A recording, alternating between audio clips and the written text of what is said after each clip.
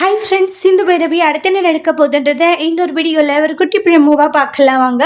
சிந்து இருந்துட்டு அத்தை அப்படின்னு சொல்கிறாங்க, சாமி ரூமில் பூஜை பண்ணிட்டு இருக்கவும் இனிமேலும் நீங்கள் என்னை ஏற்றுப்பீங்கன்ற நம்பிக்கை எனக்கு இல்லை அத்தைன்றாங்க. ஏன்னா உங்களுடைய மனசு இன்றைக்கு மாறிடும் நாளைக்கு மாறிடும்ன்ட்டு ஒவ்வொரு நாளாக நான் நினச்சிக்கிட்டு இருந்தேன்றாங்க.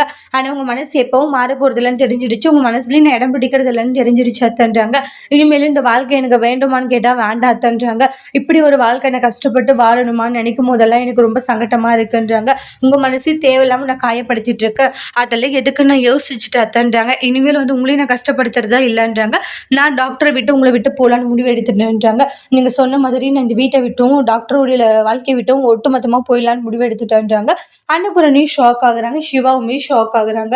அதுக்கப்புறமா சிந்துன்றாங்க, இல்லை டாக்டரை என்னை மன்னிச்சிருன்றாங்க. ஆனால் எப்பவும் கடைசி வரைக்கும் நான் உன்னை நினச்சிட்டு தான் இருப்பேனே தவிர நான் வேற ஒரு வாழ்க்கையை தேர்ந்தெடுக்க மாட்டேன்றாங்க. ஆனால் என்னால் இனிமேலும் இந்த வீட்டில் இருக்க முடியாது, என்னால் அன்னபூரணி அத்தை கஷ்டப்படுறாங்க, அதை என்னால் பார்த்துட்டு இருக்க முடியல டாக்டரை, என்னை மன்னிச்சிருன்றாங்க. அத்தை நீங்கள் சந்தோஷமாக இருக்கணும் அத்தை, உங்களுடைய சந்தோஷம் தான் எனக்கு முக்கியன்றாங்க.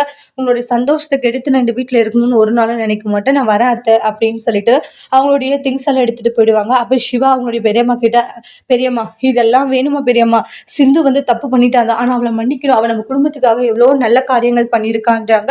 காயத்ரியோட கல்யாணத்துலேருந்து எல்லா நிறைய விஷயங்களும் பண்ணியிருக்கா. யோசிக்கலாம்ல, ஒரு சின்ன தப்பு பண்ணா அதுவும் எதுக்காக, அவன் என் கூட சேரணுன்றதுக்காக மட்டும்தான் பண்ணாலே தவிர மற்றபடி வேற எந்த ஒரு தப்பு பண்ணலையே, அவ பண்ணது ஒரு தப்பா யோசிக்கிறீங்க, பண்ண பல நல்ல விஷயங்களையும் யோசிக்கலாமே அப்படின்ட்டு சொல்லவும் சிவா, நான் சிந்துவை மன்னிச்சிட்டியா அப்படின்றாங்க.